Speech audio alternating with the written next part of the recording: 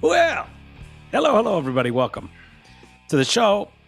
Mike and Amy here. You sounded like you were in a can or something, and that music did too. It did?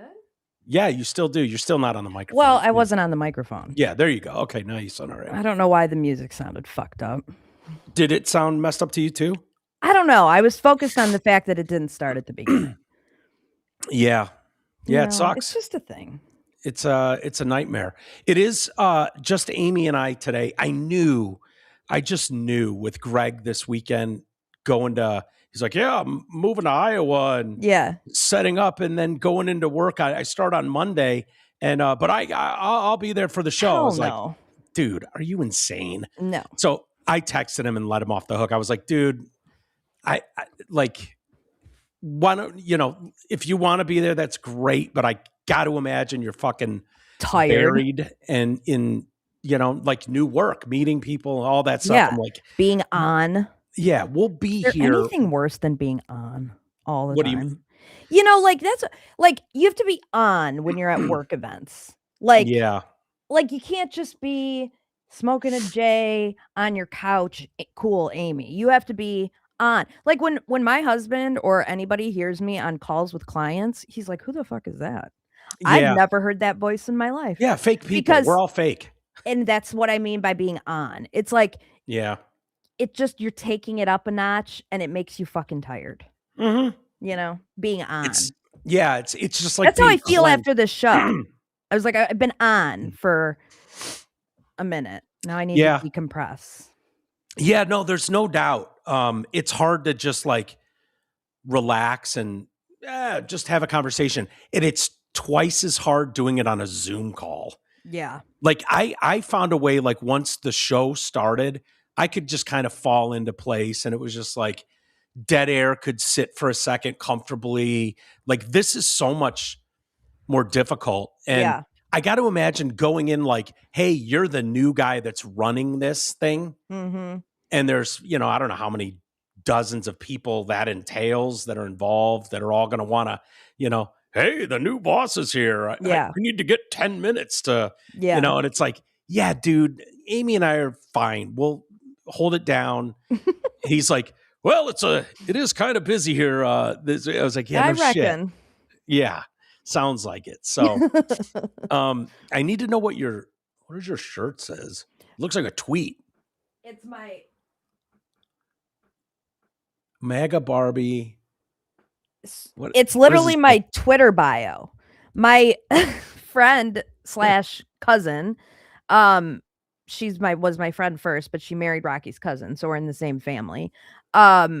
She had my name for Christmas this year, so she got me this sweatshirt that just has my Twitter bio on it. So it says MAGA Barbie, adult human female, not an actual Barbie, politics, sarcasm, sports, co-host of TDC podcast. Nice. So, that's cool. I had to run a couple errands today, so I wore it. Yeah. Try to trigger some people, which never works. Yeah, I like it. Looks like half the time you look like you're in a new place too. I can't tell if you're in a place. Yeah, what's going on here? It's nice. It seems like you've got a new Rode mic stand there. Yeah, I'm in the sanctuary. The sanctuary? Yes. It was my weekend project. And we had this spare bedroom that was not being used. And so I decided, and it's really big. It's a really big room. And I was like, this is going to be my sanctuary. Like, it's going to be a place where I like to be. And it's going to have a spot for my desk. So it has like a whole work area where I'm at during the day. And then it has this podcast section. And then it has a section where my workout mirror is. And I've got some stuff hidden behind these curtains. So I took the closet doors off and hung curtains instead. So it looks a little bit more, hotel vibe, chill. Yeah. I think I want to add something in there to my background. Yeah. No, it's not done yet, Mike. No, I want to do it. Oh, what do you want to do? You're going to have to fight with Polly because Polly is my design consultant. Like if you could see my place here, I've got like a 100-inch monitor with a giant TDC logo spinning over here. Yeah. I've got handmade. No one sees that though, Mike. I know, not right now. They will eventually. But I've got a whole handmade TDC wood 3D massive custom. If wants to make something that is aesthetically pleasing, TDC related, that I can put right back here, I will gladly display it, but it has to fit with my feng shui that I've got going on in here. Yeah, of course. Because this is where I work. I mean, I've been in this room since like 9 a.m. this morning, and I really working. Left. Yeah, I had a really busy work day today. But it was cool. I painted this wall navy. I mean, I don't. No, it's white. Here, hang on. I don't know if you can see. Oh yeah, I love that. I love the one wall painted something radical. Yeah. Yep. And then over here is like my workout mirror. Oh yeah. Wait. Okay, but that's a small mirror for a workout mirror. Well, the class is streamed to it, Mike. The what? The classes stream to it? Mm-hmm. What does that mean? So, like, I just pull up whatever kind of class I want to take. Stretch class, dance class, boxing class. And I just pull it up and the instructor appears on my mirror. Really? And so I can see what they're doing, follow them, and then I can also see myself and see my form and stuff. This is like a real life version of the mirror on the wall thing. It literally is. And they were bought, it's a Lululemon mirror is the brand, but they were bought by Peloton. So I've got access to all the Peloton classes. I don't have a Peloton bike, but they have like non-cycling classes and then all the mirror classes that are on there too. So yeah, I know it's kind of gay for me to say, but I'm kind of a fan of Lulu. Oh, Lulu's the best, dude. Yeah, like they've you're got a chick, like great work pants and stuff, like joggers and stuff. I mean, that's like what men wear now in the business setting is like Lululemon work pants. Oh yeah, no. I have a bunch of it, but I'm still a fat guy, and so it just doesn't it doesn't quite look right. You know, there was like a week where it was like, okay, this doesn't look that bad. And I could pull it off, and then I fell apart again. So if I ever get back, if I could lose like 15 pounds, if I could just like, I don't have to lose 50 pounds, but if I could lose 15 pounds, it all comes out of my face. I know. And titties. Same, Mike. Same. Yeah.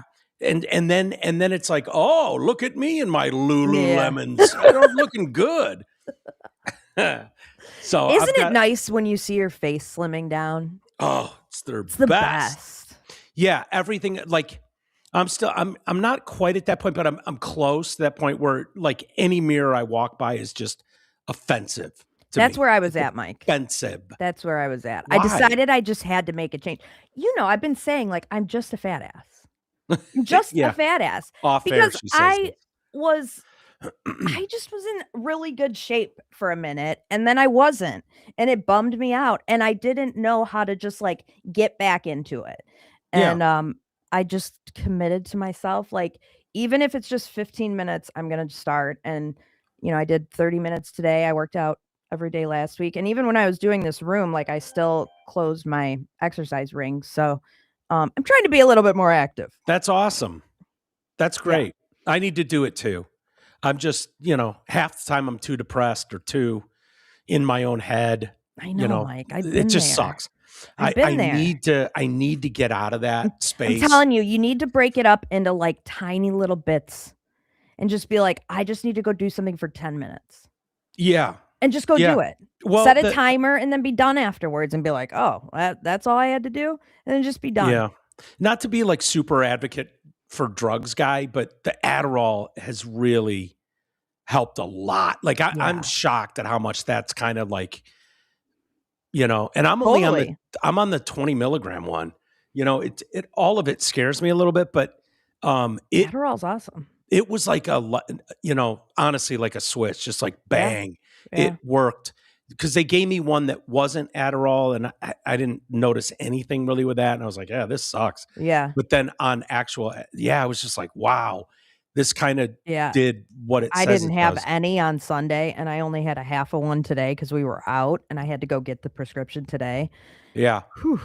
But I still like finished everything yesterday, and I even remarked, I was like, the fact that I did all of this not on Adderall is kind of impressive.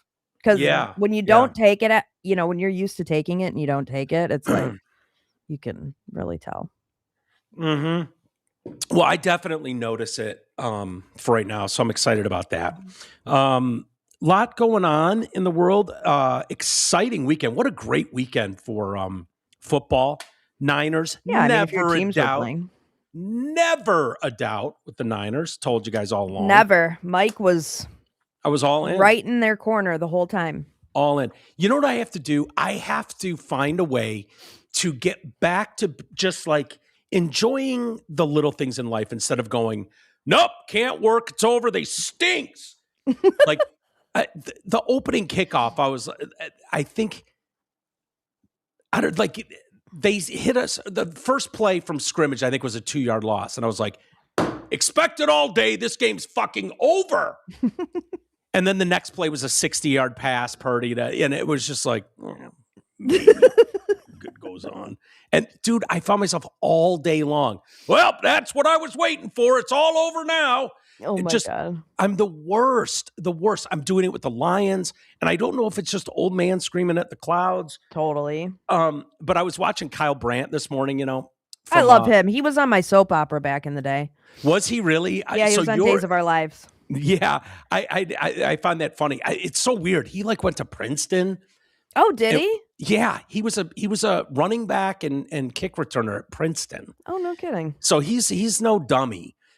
He's the guy if you're sort of familiar with Angry Runs, he's that dude. But I knew there were people out there that would remember he was on some soap opera. Yeah, back in the 90s or something, early 2000s. He was the boyfriend of Marlena's and John's daughter. I feel like forget. I totally remember. Yeah. But he did a segment. So he's a huge Bears fan. He's from Chicago, huge Bears fan. And he loves the Lions too, though. Yeah. He's got a lot of respect for the Lions. But he's Bears through and through. And I remember in the before the season started, they were going around and picking like, who do you think's going to win the divisions? And he picked the Bears to win the North. And I mean, it was just hilarious. Like anybody else was like, they suck. How are they going to get rid of Caleb? They're going to be dead last in a very tough division. And he was like, I don't know. I think they got something here. So anyways, I remember that from preseason, him doing that. But he went on Bears Twitter and posted all the people that were doing what I did, which is, wow, man, one play in and it's already over with my Niners. And it was just all of it. And it's like all these people, they're me. And it's related to something else going on in their life that they can't be happy or they're miserable about something. And so they just see everything as the end of the world. And instead of just being excited and hopeful, you're just like dejected and miserable. And so it's just a stream of all these tweets saying exactly what I just did. Like, oh my God, 2-yard loss on the opening play. It's over. Yeah. And these guys are doing the same thing as Bears fans. They're like, same old Bears. It's just the same old Lions thing. Like all these people. I can't figure out if the Bears are good. Yeah, I know. Yeah. I think here's what I think about the Bears. Caleb Williams. Here, people cannot figure out. He can in one moment make maybe the throw of the year. No bullshit. That 4th down throw, they're comparing to Michael Jordan with his leg spread as he's throwing off balance. Maybe the best throw of the year, to ones where you got a guy open by 10 yards and you just miss him. And we see quarterbacks overthrow him, underthrow him, stuff like that. Like, no, wide by 10 yards. And you're like, what? He can miss just like the gimmies. The only thing I can think of is with Caleb Williams, when he doesn't have time to think, when it's all going to shit and he just like his system takes over and just reacts, he's incredible. Incredible. Yeah. And if Ben Johnson gets that dialed in, I fear that guy is going to be a nightmare for us. I dislike him so much. I know, me too. It's the fingernails. Mike, it's the fingernails. We're the same person. We are. I'm telling you, when I saw him celebrating, I was like, fuck that guy and his fingernail polish. Yeah. It makes me angry. And it makes me angry that he wanted ownership in whatever team drafted him. That bugs me. Yeah. You're not that good. It's infuriating. What it did is it made, like, I don't feel that there's this way about any kid coming into the pros. Like, I hope that guy fails. Right. I hope his career's a zero. Well, and then he goes to our rival, essentially. Yeah, but I've never said that about a Dunze gets drafted by the Bears and you're like, I hope that guy has a miserable career and blows a knee out. Right. Like, no, I've never thought that, you know? I've never thought that about any player ever. So if like draft day, I'm like, I hope that guy sucks. I know. Not that we kick his ass. I hope he sucks. I want him to suck. The game's too fast. He's not smart enough. All of it. Yeah. Throwing an injury here and there. He just gets his nail polish blown off of his nails. He gets hit so fucking hard. Yeah, exactly. That was my thought with him.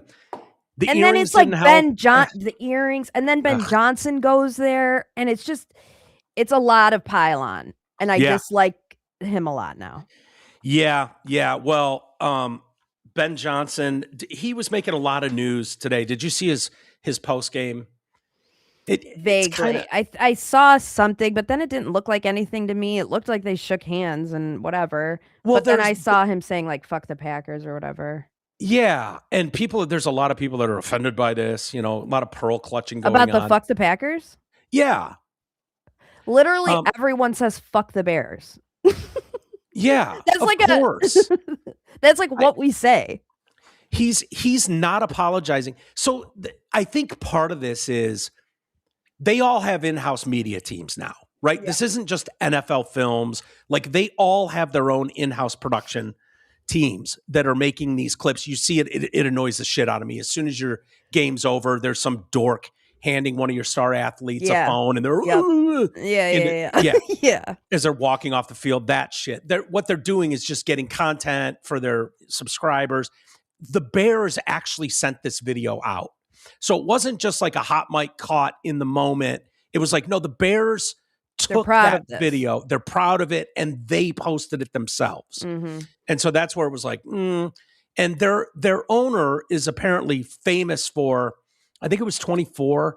They did what was it? What's the preseason show they do? Hard Knocks. Yeah.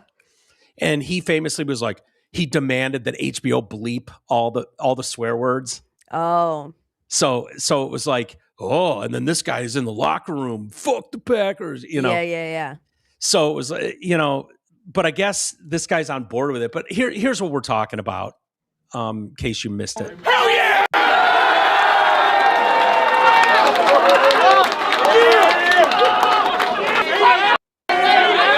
Fuck the Packers.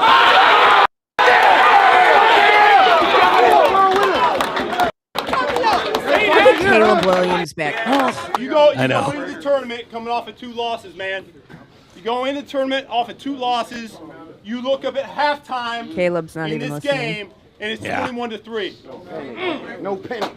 No panic. None of it built for pressure. That's you guys. You get the point. So it sounded like one of the players in the background said, "Fuck the Packers," and then there was a little build up, and then he was like, "Yeah, fuck the Packers." Is he cringy when he does that? I felt a little cringy watching it, if I'm being honest. He, to me, a little bit seems dorky, and it just comes off as like I feel like people don't get hyped around him like they do around like a Dan Campbell or like a Mike Vrabel or right. Like, he just comes off as like the wannabe kind of. Yeah, like I know he's very good at what he does. Don't get me wrong. I know he's very good, and I'm a little bitter he's not here. But it's just like when he, as a leader like that, it comes off as cringy. Like Caleb Williams is just in the background, like not even responding at all, like talking to whoever's next to him. I just feel like it's cringy. Yeah, a little bit. He didn't play in.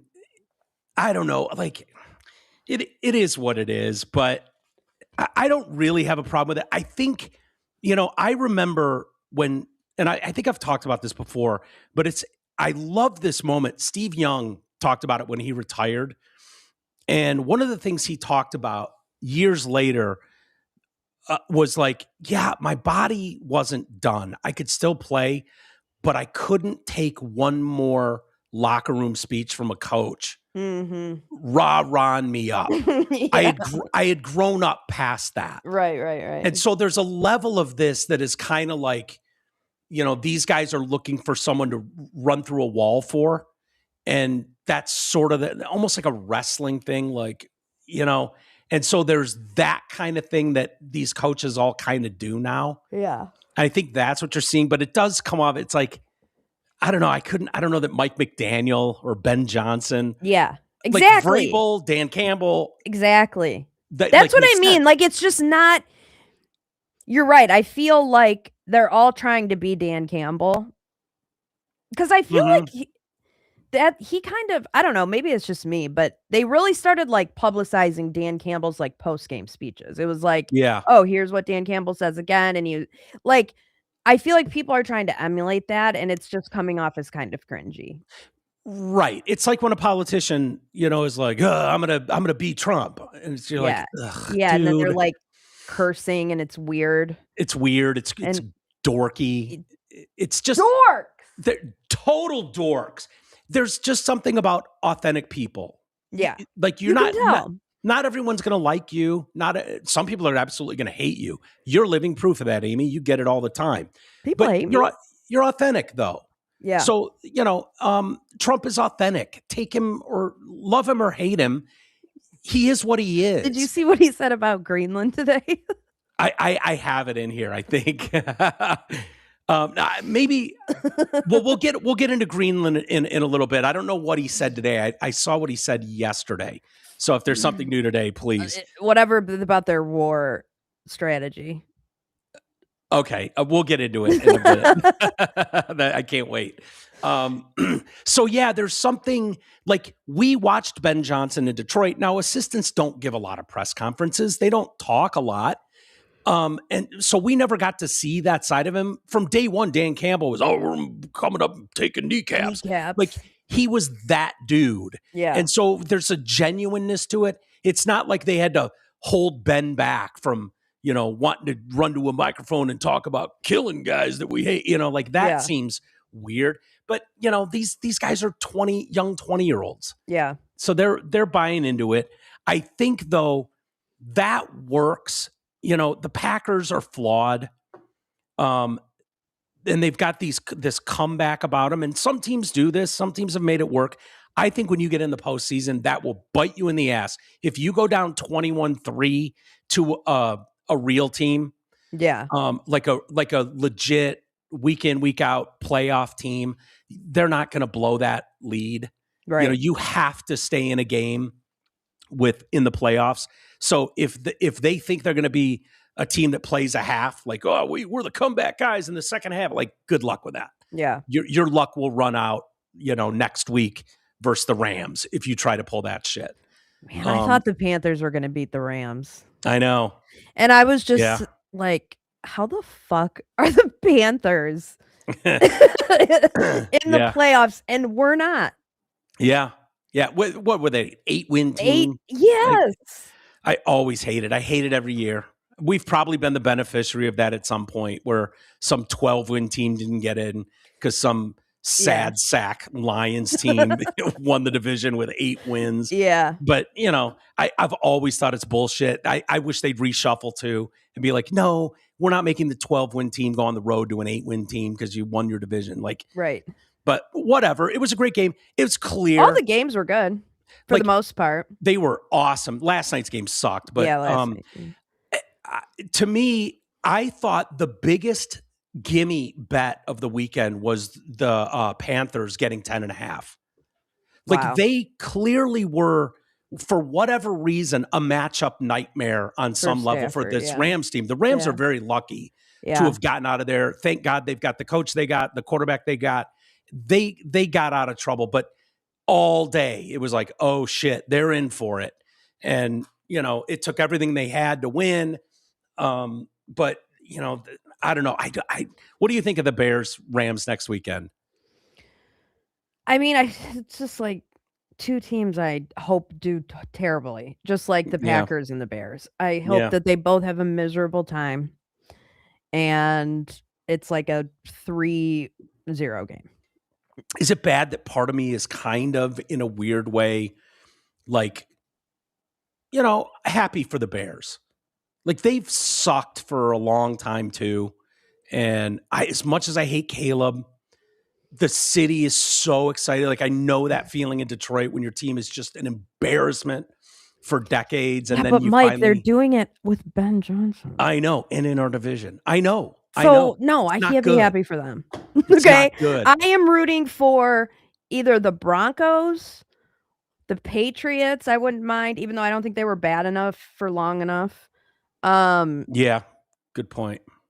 Fuck the Rams. You're rooting for the Niners. Fuck the Bears. Yeah, the Niners are the NFC team that I think I'm rooting for the most. Of course you are. You have to be. Dude, they're probably one and done. Yeah. Not to make this all a big sports podcast, but one and done. Yeah. And then in 7 days, Mike's going to be like, never a doubt. There was maybe a doubt. Maybe. Look, it's a division game, so sure, that could come into play. Superior coaching, like, that was so embarrassing for the Eagles to lose that game. The Niners, that was coaching a masterclass. That I keep looking over at G, like, 1 game left, 2 games left, whatever it is with Robert Saleh, and then you're back to, now what do we do? How these guys, it shows you what a coach can do. Yeah. Like, how do you get guys that are practice squad guys that are 5th stringers, get them in there to ball out against a team? I don't know. Aaron Glenn did it last year. Aaron Glenn did it for a couple weeks last year, for sure. And I think, what's his face? Our guy now. Calvin Shepard? Calvin Shepard. People like, it's that. But yes, coaches matter. Oh. And I mean, Sirianni. When you have a good assistant, they're not long for the world. Yeah. The Niners were impressive. I was shocked by it. I loved every second of it. I just don't think they won't be able to get away with that kind of shit against Seattle. But seeing Kyle Shanahan, some of the stuff he was drawing up, that, it's just straight coaching. Coaching. And Vic Fangio couldn't counter it, the D coordinator for the Eagles. I still don't know what Sirianni's role is there. He's not an offensive mind. He's not a defensive mind. He's the head coach. And without those guys, he's nothing. And it showed last night. I mean, yeah. I just, it's weird, but yeah, they're alive for another week. I'm ecstatic. For sure. How'd they do against them against the Seahawks in the regular season? Split, and you can't very well lose to fucking what's his face. Who's the quarterback out there? Sam Darnold. Sam Darnold. Like Darnold, what? Yeah, I know, but they're smart coaches. They're like, okay, here's what we can do with Sam Darnold, and we're not straying from that. They're not going to put him in a position to make Sam Darnold mistakes. And they've got a good defense, great defense, and they're really tough. So, and then Kittle, pops his Achilles last night.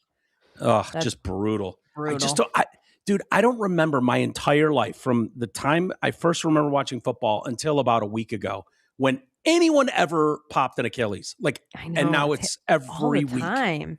Yeah. What is it? I don't know. I don't know if it's training they're doing or what it is that's making I literally don't remember a player tearing an Achilles in football. Maybe it happened, but I don't remember that being like, knee injuries were always there. High ankle sprains, ankles, that kind of stuff was always there. Separated shoulders, concussions. Achilles? Like, okay. And then it has to either be like something in a diet or like something that they're not consuming because they think it's healthy to not eat whatever, and now like all their Achilles are fucking rupturing, or it's the way that they tackle now versus, back in the day where you could target the top half of them and you can't anymore, and you're tackling more down low and you're more likely to get a fucking injury that way. Yeah, I think it's stress. When those guys plant and spring off, I think. I mean, a lot of times it's non-contact. Oh yeah, and Kittle's was. It's not like someone hit his Achilles and he stepped and tried to push off and it just popped. Right. Which is usually how it goes. Whether it's Kirk Cousins or Aaron Rodgers, same thing. Rocky Zemple in AAU basketball. Not that there it's you called go. AAU, but yeah, but I think it's just like these guys are so like Rocky, so finely tuned, so finely tightly tuned wound. Athletes. They're so tightly wound that they're just ready to pop at anything. Yeah, like. Doesn't it seem though like if your Achilles is hanging by a little tiny thread that they'd be able to tell that by some type of like MRI or X-ray or something, like, hey, that Achilles you got there, it's like down to its last thread, and any moment now, it's gonna snap. Yeah, you would think, but they don't. It's weird for sure. Did you see the interview in the locker room after the game with the Jaguars coach, Liam Cohn? I saw it going around. I don't know how to feel about him. He makes me feel cringy too, so I sometimes don't watch things with him. And I think it was from the Duval. His original press conference was kind of cringy. Oh, did he say that? Yeah, he's like, Duval. And it was just came off very white guy. Yeah. Do you know what Duval is? Do you even know what that is? Yeah. From, that's what they say in Jacksonville. Like that's their it's a county. Yeah, it's a county, County. But that's like what the chant of the crowd, like they're always like Duval, and so he was like trying to say it. Would that work in Detroit if the whole crowd was like Wayne? Like it just seems weird, It's very weird. Wayne County. Yeah, like okay. Whatever. But this reporter Jacksonville has too many syllables. Yeah, it does. Jacksonville 3, but still. Yeah, but 2 is your sweet spot with that. Oh, for sure. So. Yeah, no doubt. So there was a reporter, Lynn Jones of the Jacksonville Free Press. And I mean, this is so mom-like. She's catching some shit from people like, ugh.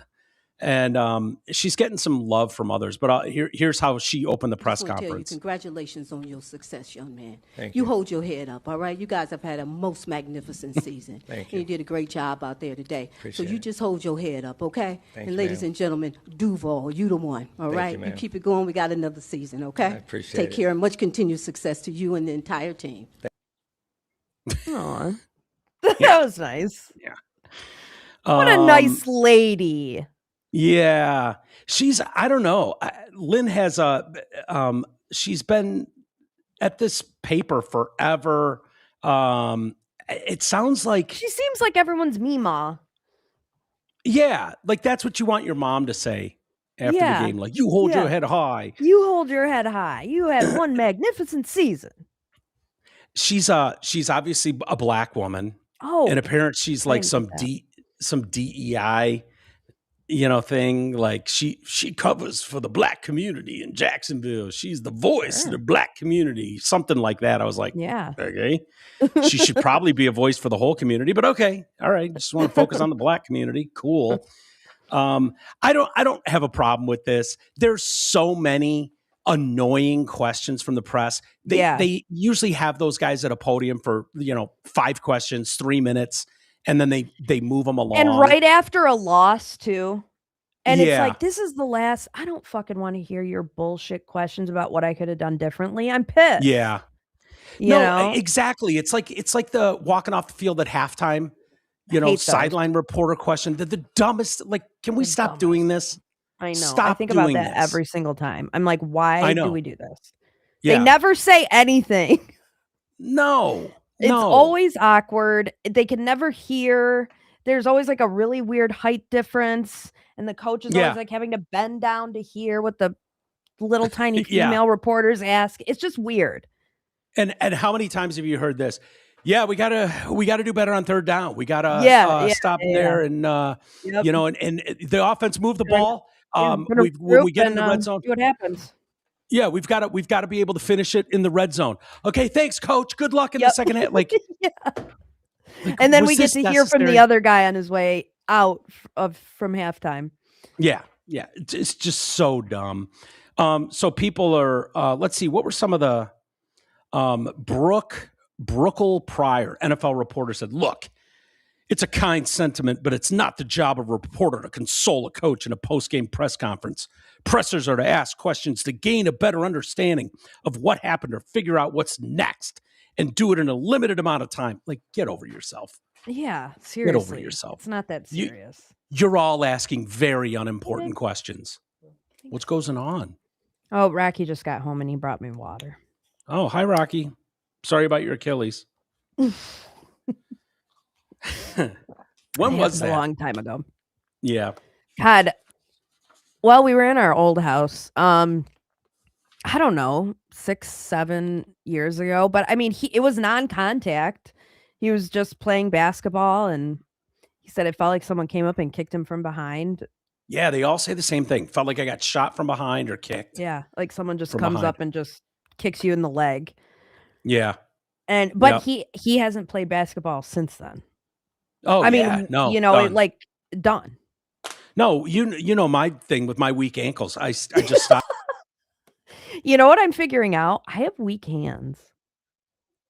I think. Oh no, is Mike frozen? Well, let me tell you guys about my weak hands. I'm a stomach sleeper, and I'm back. Mike, I have weak hands. Really? I think so. Okay, like I know how you can work on that. This is sort of like in the last week this has been happening, and maybe it's because I'm doing like manual labor around the house. But I'm a stomach sleeper, and I wake up in the middle of the night and my hands are numb.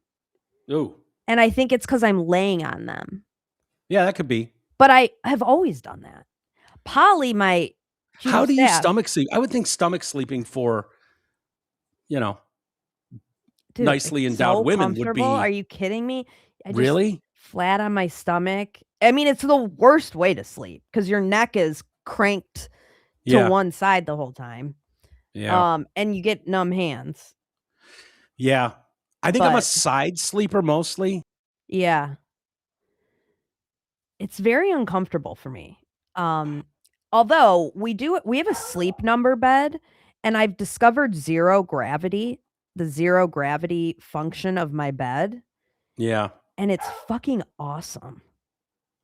Because like in zero gravity, it was designed by NASA. It's basically like the perfect position where you lay and there's no gravity like affecting your body. It's just like ground zero of where you're supposed to be. So you feel like super light.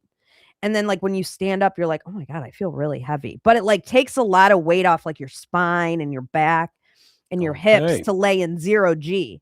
So if anyone has that function, highly recommend it. So this isn't is this the sleep number thing? Yeah. This is different.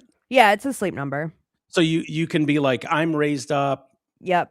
And do you have the split so you can, Rocky can do what he does. Yep. And then like we can have different temperatures, like hot or cold. Yeah. It's really, my parents had one in the spare room in their place in California.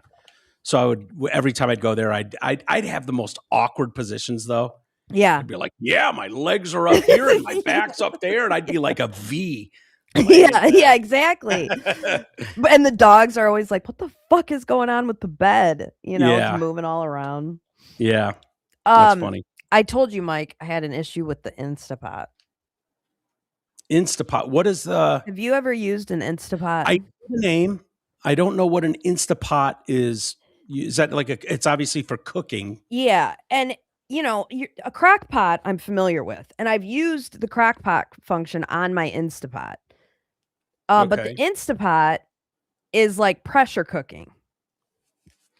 Okay, so like something that you would have to otherwise cook for a long time. Yeah. You can cook it in like 20 minutes. So like a roast, you throw it in there with potatoes, carrots, and then come back 12 hours later. Cook. For example, yesterday I was going to make chicken and dumplings. Oh, love it. And I didn't have time to slow cook it. So I was like, I'm going to use the Instapot. I'm going to pressure cook it. These are the ones where if you don't do it right, you can like blow a hole through your ceiling, right? That was one of my concerns. Yeah. That was one of my concerns. Although I was assured that there were a lot of things had to fail for that to happen. But dude, when I fucking tell you, I was throwing shit. I was throwing shit in my kitchen. I was throwing Instapot lids. Why? I was so angry with the thing. I couldn't figure it out. I couldn't figure out this extra seal I had to use. And then when I finally got it on without the seal, I was like, fuck it, I'm doing it without the seal. And even though it was like, you have to use the seal for pressure cooking, I'm like, I'm doing it without the seal. I did it. And then it preheated for like 25 minutes. Mike, by this time it's 8:00 at night. And you know how I get. Yeah. When I'm hangry. Yeah, it's not good. 8:00 at night, my dinner hasn't even started cooking yet. And I was like, I've had it. I'm done. I'm done trying. I'm done cooking. We're ordering Olga's. Yeah. Like, great call. Great call. It's still sitting in my Instapot downstairs. I haven't even been able to deal with it yet. Really? I'm so pissed at it. Why? Did it screw up or did you screw up? I don't know, Mike. Yeah. I don't fucking know. Yeah. I think I was getting impatient because it was so late and I wanted to eat dinner. Yeah. Yeah. No, it totally makes sense. So you fucked something up and then I understand emotion takes over and it's a disaster. And next thing you know, Olga's is on the phone. Hangry Amy is like... Yeah, she stinks. She sucks. Yeah. She's tough. No, I deal with it. I've dealt with it. I mean, the whole show revolves around when I'm going to eat dinner. Yeah, no, I know. I get it. Every time I text Amy, she's like, what time? And I spit a time out. No, dinner's going to be almost done then. Time. Food. I get it. Yeah. I get it. I know myself. I'm trying to protect you. Yeah, no, I appreciate it because I'd rather go an hour later, an hour earlier and not deal with hangry Amy.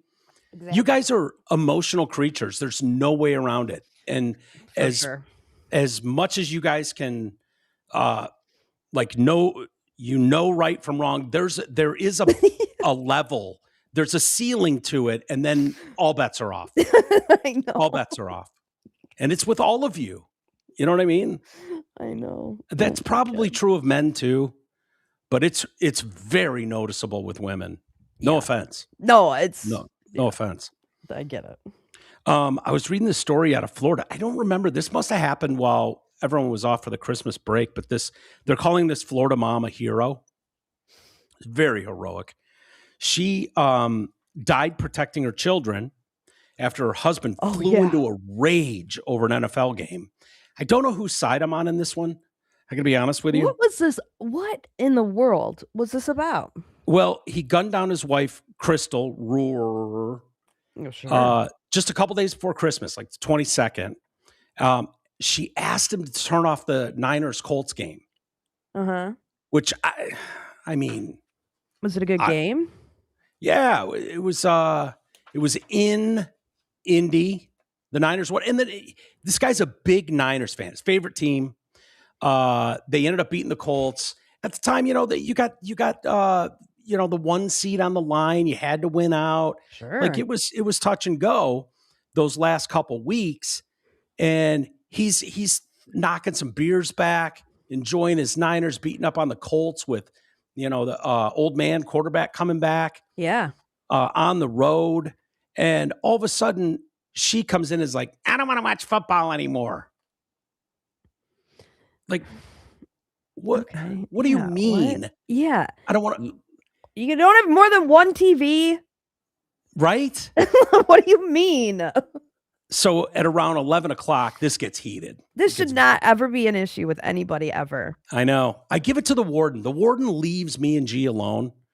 Like, she never even has like a moment. It's like, you fuckers watching football again? All that, like, never. It's never a thing. Never. And I give her much props for that. She does not bother G when he wants to watch the Red Wings constantly. And Speaking football. Of which, Fedorov is getting his jersey retired tonight. Oh, nice. Yeah. Nice. Yeah, long time coming. He deserves it. So this guy becomes, not the best move, but he blows his lid a little bit, shoots her in the face.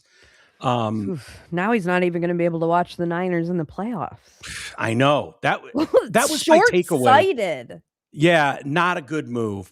So they get in this really heated argument, and Crystal tells the 12-year-old, go to the neighbors and call 911. So her sister's like, oh my God, this act saved the children's lives. And, whatever you got to tell yourself. It's probably true. My sister died a hero protecting her children. She saved their lives by doing so. My nephew and his sister's life were saved. As the boy was leaving the home to go next door, boom, he hears a gunshot go off.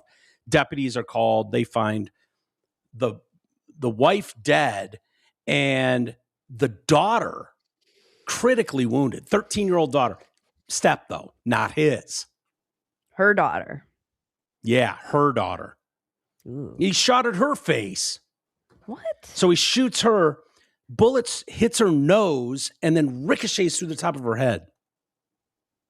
The daughter? That's not going to... Yeah. What? That's not going to be a good look. Ooh, yikes. Ugh. Does she have all of her cognitive We don't abilities? know. I don't know. I don't know anything about her. She's 13, That's the sad. couple. And she doesn't have a mom. No, because she wanted to turn the Niner game off, which is where I go, shoot her in the face seems a bit drastic, but what she did was kind of drastic too. Let's be honest.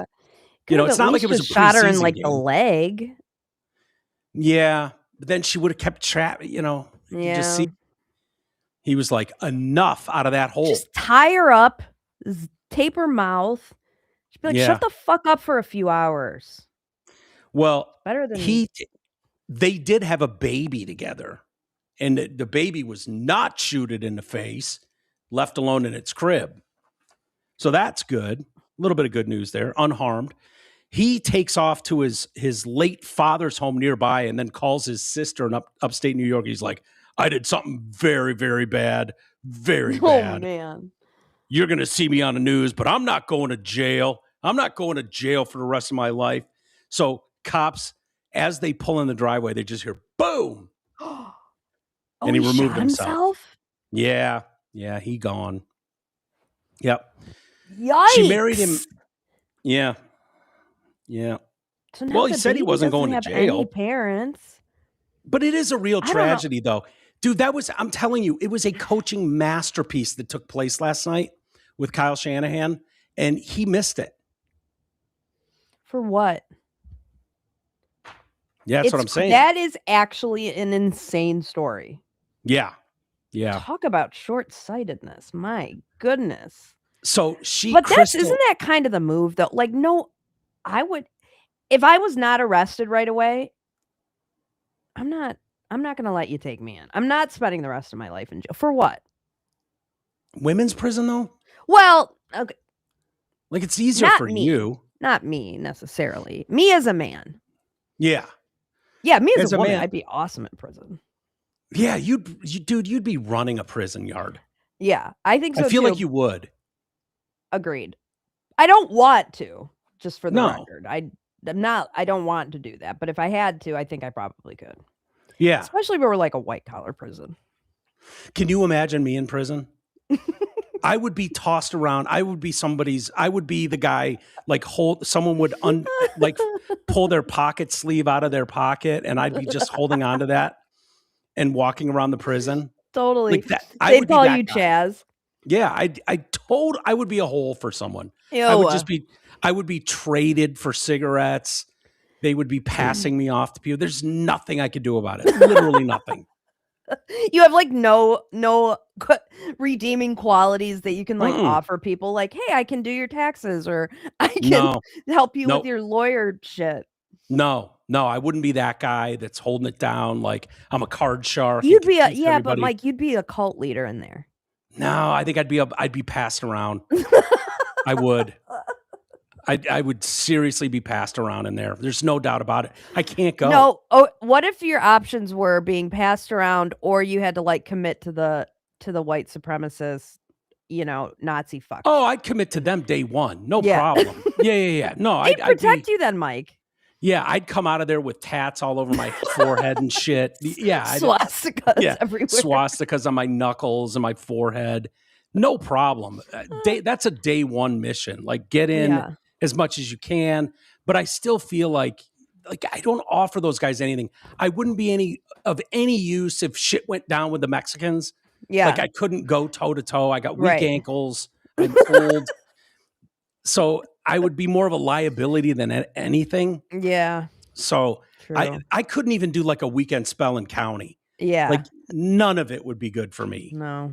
So did you hear about that story in Columbus, Ohio with his husband and wife, a dentist and his wife murdered on like December 30th or something? I keep seeing this headline, but I haven't read the story. Yeah. So this dentist doesn't show up for work, and his coworkers and his friends are like all concerned, and they start calling the police. And of course, the 911 operators are always so fucking rude. It's so crazy.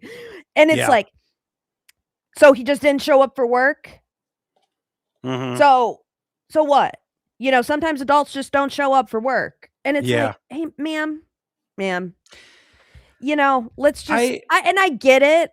But also you had like, this is someone at their worst. Could you maybe be like, I don't know, a little bit nicer? I think that the problem is they field hundreds, if not thousands of calls of my sister's being a bitch, or my wife's being a bitch, my husband's being mean. There's so many bullshit ones. And then it's like once in your career, it's legit, and you're having a bad day. Yeah. And then you're the asshole that's out there like, fuck, why was I such a bitch then? But anyway, so they go to do a wellness check. They find the dentist and his wife both shot dead, but both of their kids are alive in the house. And like little kids, like babies. And did the kids do it? No, it wasn't the kids. And so of course, what did they do? That, because this is in Canton, Massachusetts, they ask for ring camera footage from neighbors to try to figure out what happened. And of course, they catch the guy instantly. And it's the woman's ex-husband from like 7 years ago. He's a vascular surgeon in Illinois. He has like a high-rise condo in Chicago, drives his own car to Columbus, parks it, walks by all these fucking cameras, goes in, shoots them, walks out, and drives his car back. Like, what? Yeah. And he's a Buckeye. So, of course. Take that for so this is a situation of, you said 7 years ago? 7 years. For 7 years, all he can think about is someone else's dick is inside his girl. Yeah. That's what's been going on in a loop in his head for 7 years. He cannot get over that. That's insane. They were married. They were married for 2 years, but it sounds like after 7 months, they were separated. So it was like the quickest marriage. The one with the doctor? Yeah. So she realized real quick after. Yeah. Yeah.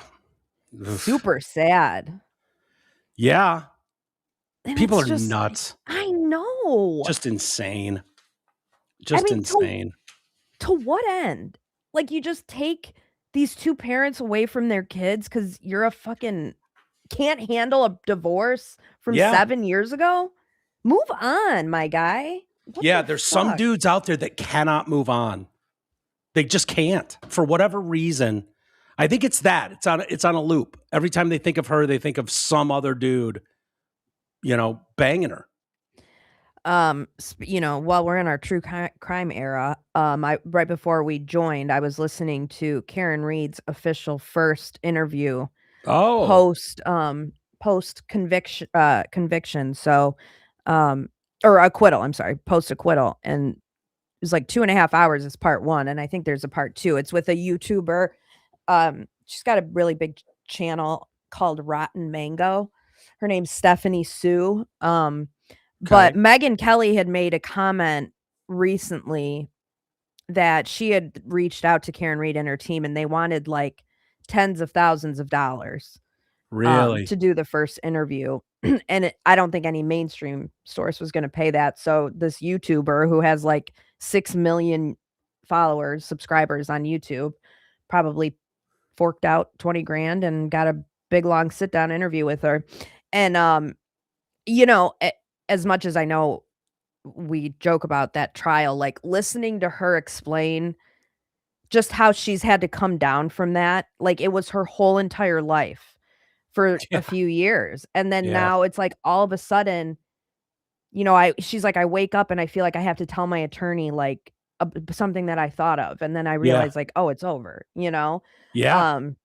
I just couldn't imagine. There's so much on the line. You can imagine, like, depending on the jury you get, how do you think the country feels about her? Like, is she viewed like the people that support Trump like her, or people that are on the left support her? It's like, a mix. What is it? It's a mix. Really? Because I mean, I got a lot of followers through that where they're like, I cannot believe I'm following someone named MAGA Barbie. But like, I agree with you on this. And what's funny is like all of the House guys, all of the House defendants and they're all like, you know, Blue Lives Matter cop, like Republican, in this like huge Democrat area. But that's one of Karen Reed's things is she's like, you know, this area since its inception, since the beginning of time, Boston, Massachusetts has been a blue area.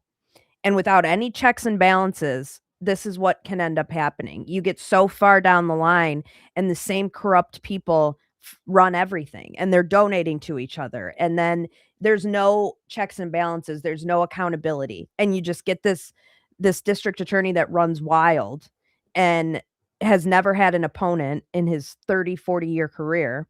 He's just this lifelong Democrat. And, you know, that's why there needs to be checks and balance. There needs to be like Republicans, Democrats. There needs to be a healthy balance. Yeah. Otherwise, California if you don't. Yeah, exactly. Yeah, super majorities are not good for anything. No. You need to keep the brakes on. Yeah, and Big Dick Alan Jackson. Is the interview good? Does she come off well in the interview? Yeah, she did. Yes, I felt myself like sympathizing with her, and I was like, God, I feel really fucking bad for her. Just everything that she's had to go through. And then Big Dick Alan Jackson was on with Billy Bush. You know, Billy Bush has a show. Yep. And Alan's been on there a couple times. He was on there today too. Sort of talking about Nick Reiner to the extent he could. He didn't really say much, but Did he say anything? It sounds like within it was almost instantly of the news breaking that they were dead, Rob Reiner and his wife, that he got a phone call, and it sounds like from someone in the family. It sounds like. Yeah, the sister. Reaching out to Alan Jackson to say, hey, and Alan was in New York on another case. He said he finished that, hopped on a flight back to LA. The vibe I got, and he didn't say this, but the vibe I got was there was support at the beginning when it was like, hey, we don't really know what happened. And then maybe once they found out what happened, it was like, okay, no, we're not going to be getting you this high power attorney. I feel like within 12 hours, we were hearing reports that the sister was like, yeah, you need to talk to my brother. Like it was really fast. Yeah. You know, because we've seen that before where the family will stand by and support. And then that was like, they all knew. What a awful situation. Like, I don't doubt that the parents adored their kids and gave them everything and were there. I mean, just never let him go. And you got a kid that's just fucked up, it sounds like. Yeah. Just an absolute train wreck, mentally unstable. Like, what do? You can't just, I mean, it's almost impossible to just give up and just be like, we're done, write them off. Like, you don't even know what that time bomb is going to do at that point. Yeah. And then, recently let him move back into the guest house, and here we are. And, that's why it's like, yeah, the sister knew right away what happened. Ugh. But horrible. So did it sound like there was, we still don't know why he stepped aside. You think it was money or conflict? I get the vibe it was money because the public defender has stepped in. I think if it were not about money, it would be a different private attorney. Yeah. Yeah. So, Well, that's going to be a lot of, there's a lot of eyeballs that'll be on that, so sounds like he's got a pretty decent insanity defense. So really, we'll see. Yeah, there you go. That's probably what it'll be. You had mentioned Greenland. So here's what I had. Trump said Sunday the United States must acquire Greenland. Yeah. Warning that if Washington does not act, that it could fall under Russia or Chinese control. There's a reported meeting on Wednesday between the United States and Denmark over the future of this island. I'd love to make a deal with them. It's easier, but one way or another, we're going to have Greenland. Did you see what he said about their capabilities in war? Is this the dog sled? Or something? The dog sled thing.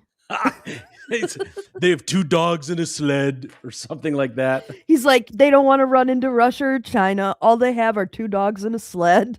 Their defense is 2 dog sleds. In the meantime, you have Russian destroyers and submarines and China destroyers and submarines all over the place. I kind of feel bad. Greenland's issuing statements, but the whole world is like, yeah, what? So like, who owns Greenland? I'm so confused. I didn't think. What do you mean a deal? Like, who would we be Who are we dealing with? What does this mean? Well, it sounds like someone's just going to take Greenland, and so it's like, how? What would do you rather mean? just? Who owns it right now? Denmark runs it. Denmark has the rights to it, if you will. How did that happen?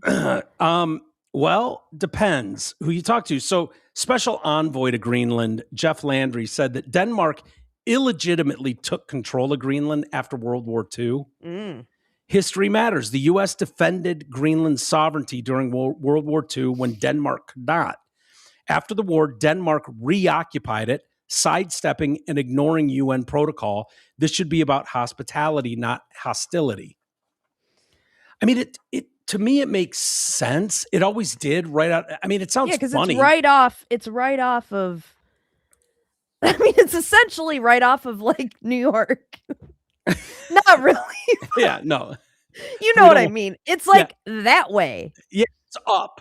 It's up, but it's not as far away as I thought it would be. Yeah. Well, where is it? Can you pull up a map? I thought it was up near Russia.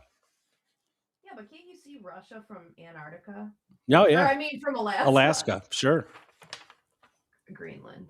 Okay.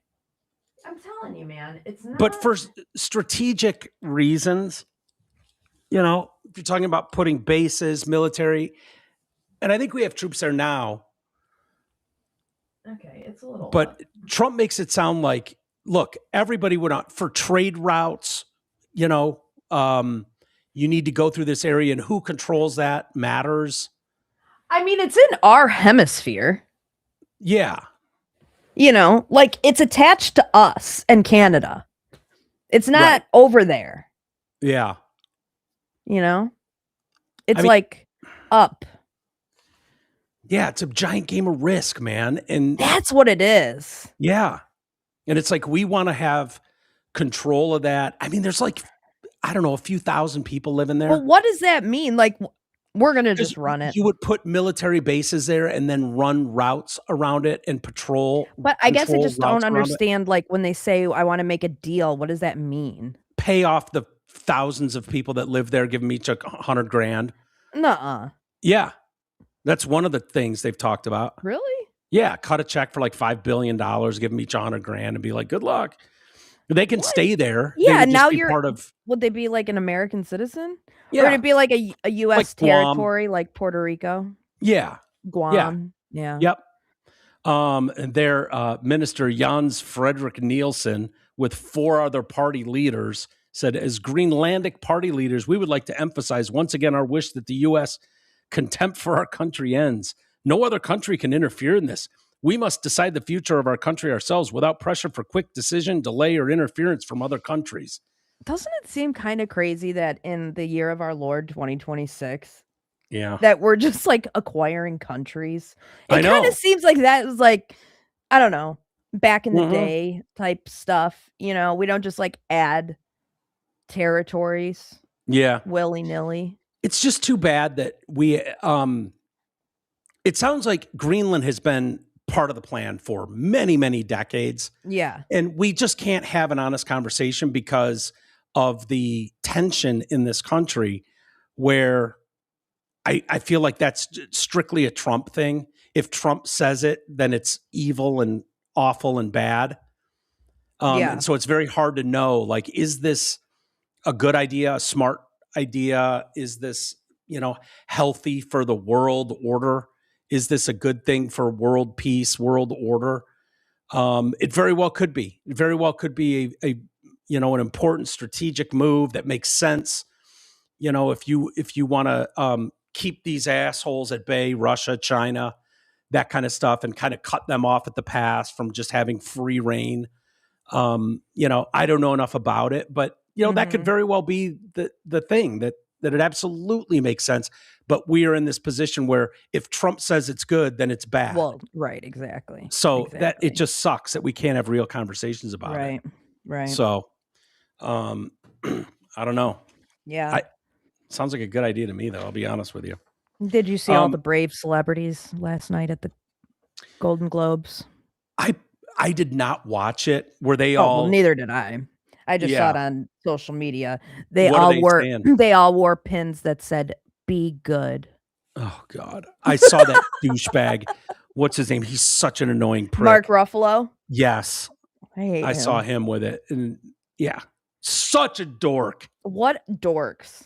Yeah, like just when I thought that they couldn't be any cringier, they just find a new way. Remember, and it was like, what did they do for the Me Too? They did something during Me Too. I don't remember. Was it taping their mouths to not be quiet about it? Yeah, it was something gay. Something stupid like that. It's just like, cut it out. Nobody cares. Dude, I honestly, I look forward to like AI. Like AI is really fucking with people right now. There's a video that went around today of one of the basketball teams, and it's apparently AI generated, and they were all wearing like items of clothing during the anthem that this fucking protester in Minnesota was wearing. But it was apparently AI and not real. And people are like, fuck these guys, and it's like, it's getting impossible to tell. They are going to be making movies full length where you don't have to use these people anymore. And then what do you do? And it's just, I'm ready for it. I don't need Mark Ruffalo. I don't need him thinking he's so much more important. Oh, Mike froze.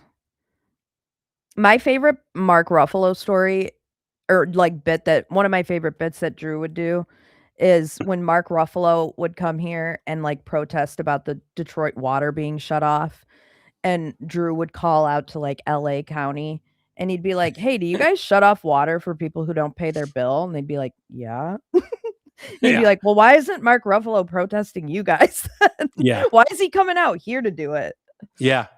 Dude, I've so had it with, I don't need to see Ben Stiller in anything. I look at them now on camera and I cannot separate the protest asshole who knows more than everybody, smarter than everybody. He's just they're on such an elevated level as human beings. They know so much better. So much more. It's like, no, you don't. You're reading the same shit everyone else is. You just have such an obnoxious reach. And I just don't buy it anyways. I think they're probably shitty human beings. Yeah. All out to save the world. And it's like, yeah, can we just AI generate the next Hulk movie? And I don't need to see fucking Mark Ruffalo in anything. Right. He can go do community plays in LA somewhere. Yeah.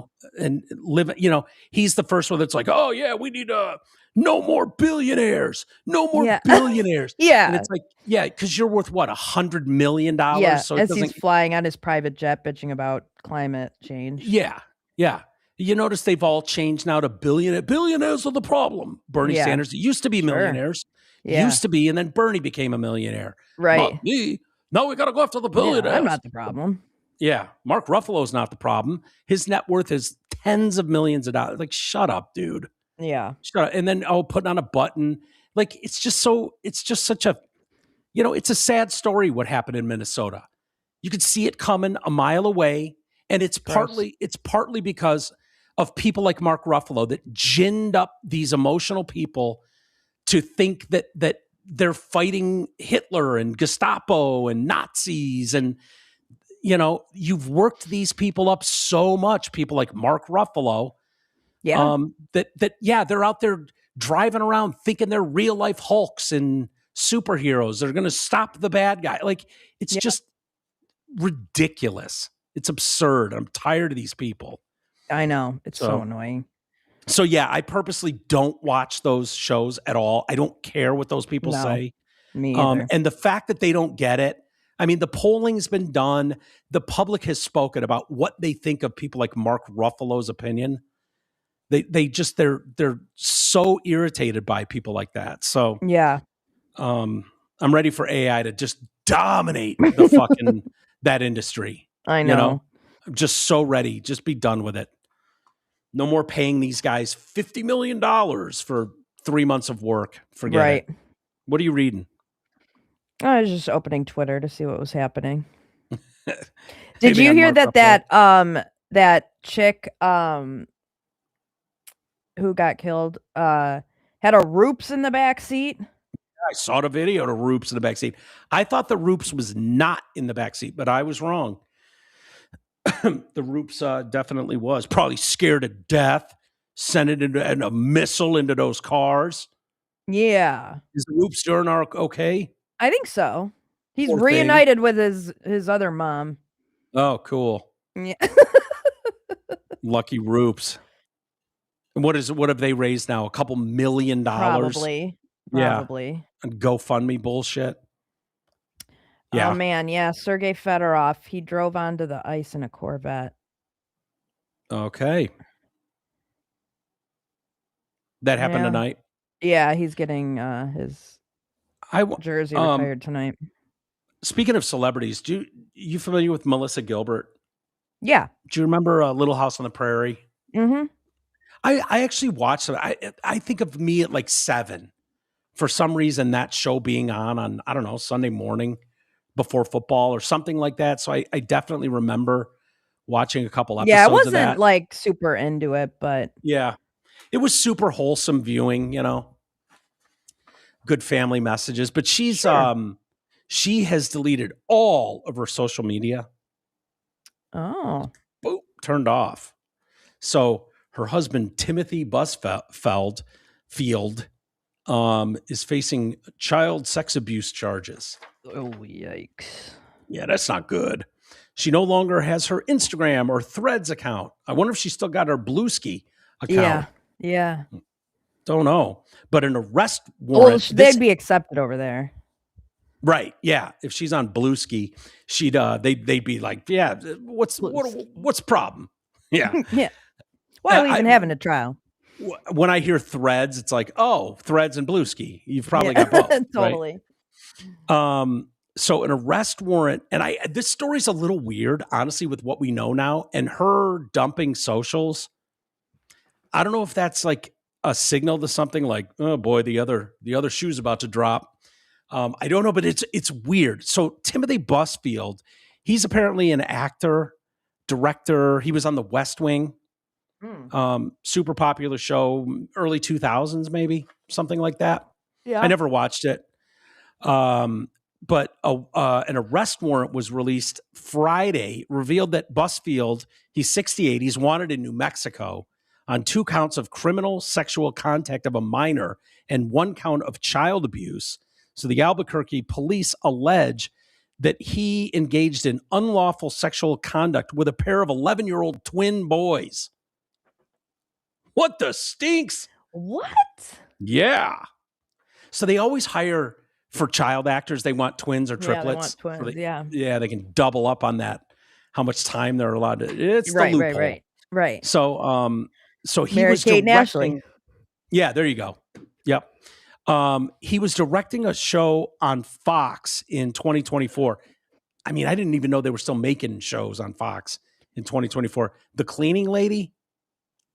Yeah, what's that about?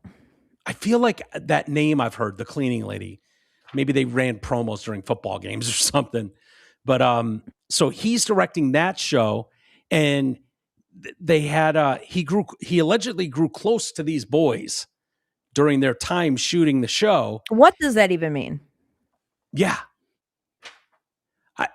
That's a great question. I don't know what that means, but so he allegedly told the kids to call him Uncle Tim. Oh, sure. Yeah.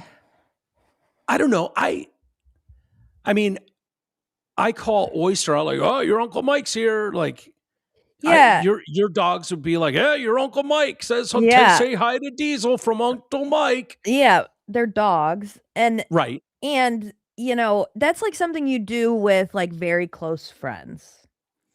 Like, Karina's son. I'm Aunt Amy, but we're not really related. I'm not really his aunt, but I'm Aunt Amy. And it's Uncle Rocky.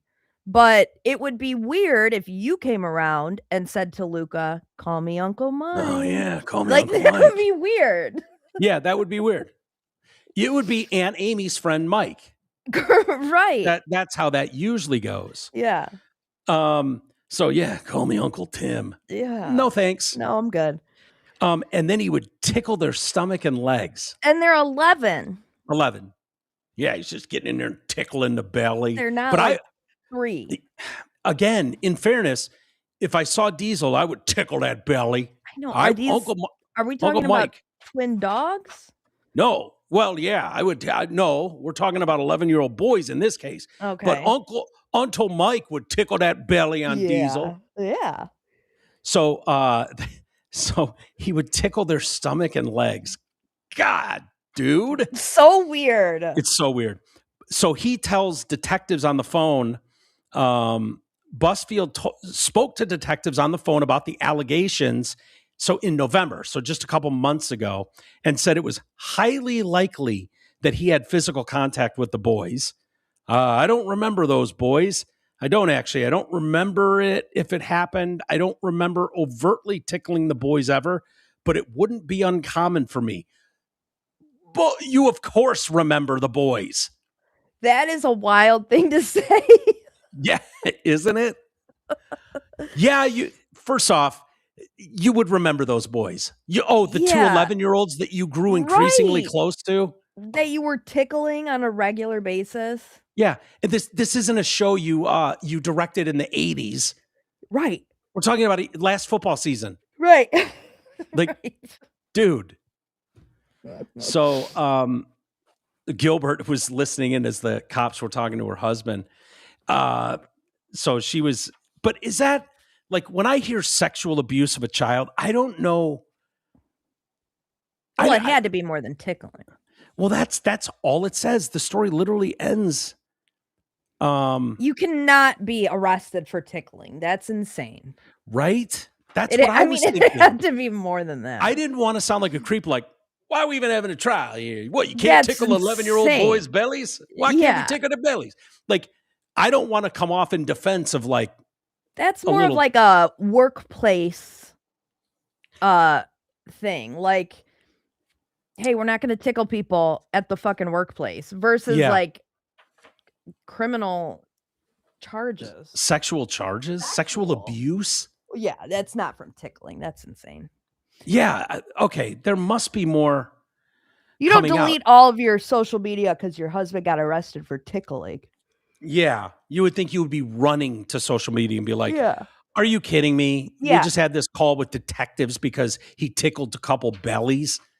Like, it sounds awful. Like, it's creepy as shit, Tim. Don't do that. Don't tickle 11-year-old while demanding kids. that they call him Uncle Tim. Yeah. The Uncle Tim thing. Coming to get you. Yeah. 11 seems a little old. Like, maybe 3. That's what I mean. Like, yeah, like, 3 is like, okay. That's when 11, they're running around and, it's like, I'm going to get that belly. Yeah. Get that belly. They love it and they come back for more. Yeah. But 11, it's like,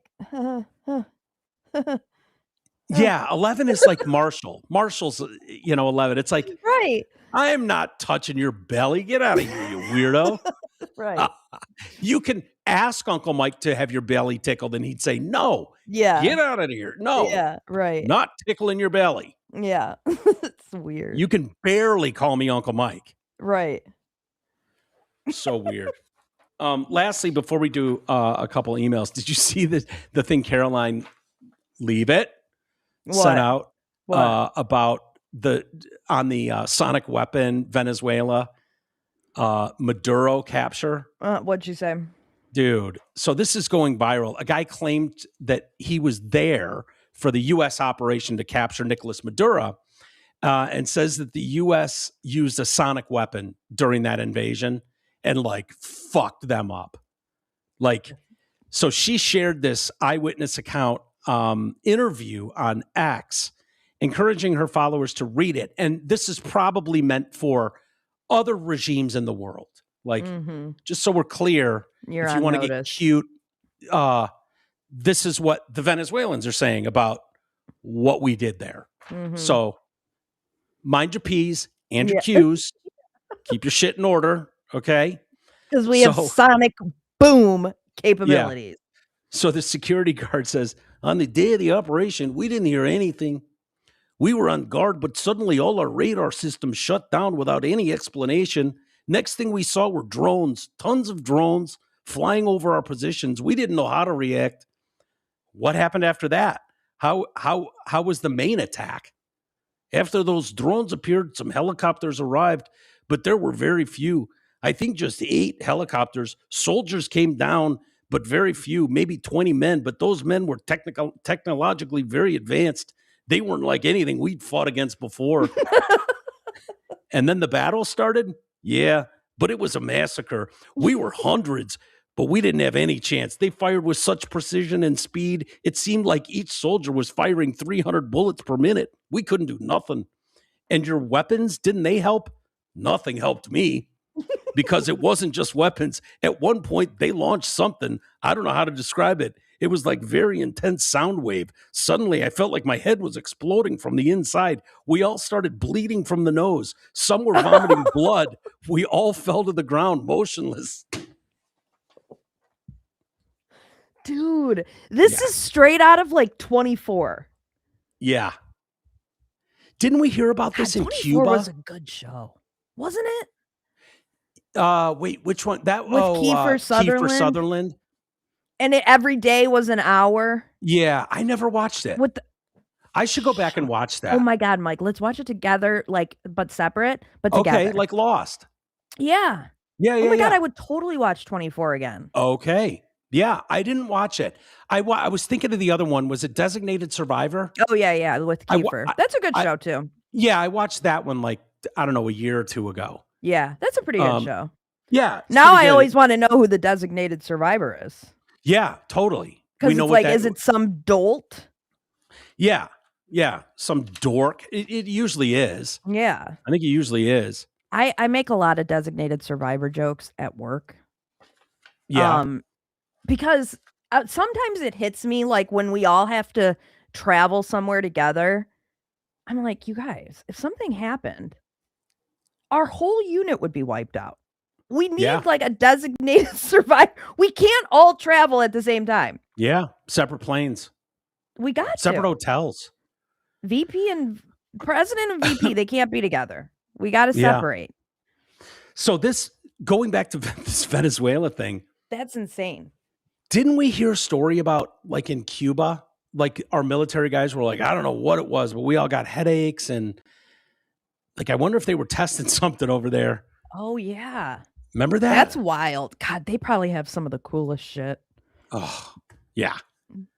Yeah, and to be in the planning for this, and it's like, okay, and then we're gonna shut down all their shit, and then we're gonna release the drones, and then we're gonna release the sonic boom that's gonna knock them all out, and it's like, fucking awesome, dude. The video I watched on it, like our planes coming in and just hovering, and just like bing, bing, bing, wiping out weapons, killing the lights, and then our guys, you know, don't you think that they had to be rock hard?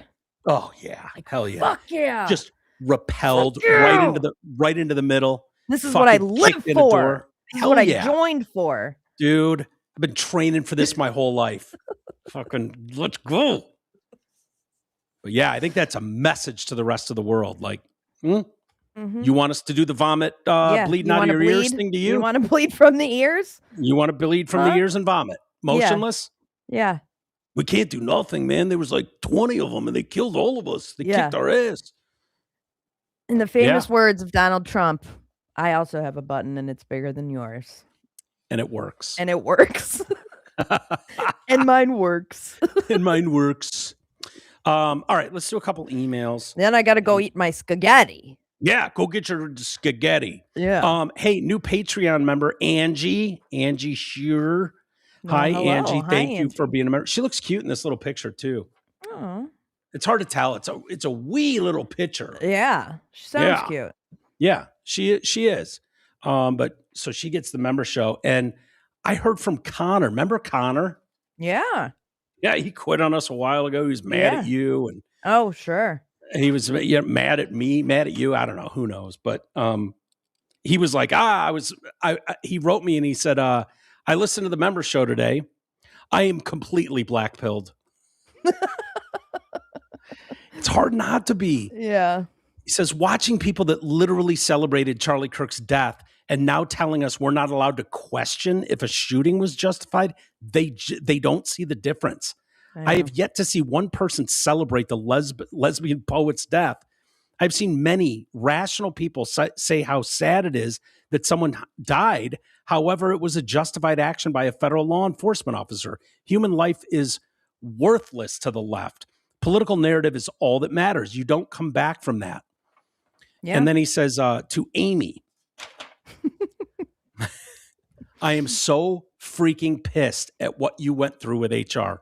You were 100% being targeted, and it's wrong. I understand you love your career, and I respect that. However, I would love nothing more than to see you tweet out, a retard HR person had a retarded meeting with me for a retarded reason today. Obviously, I understand you can't do that.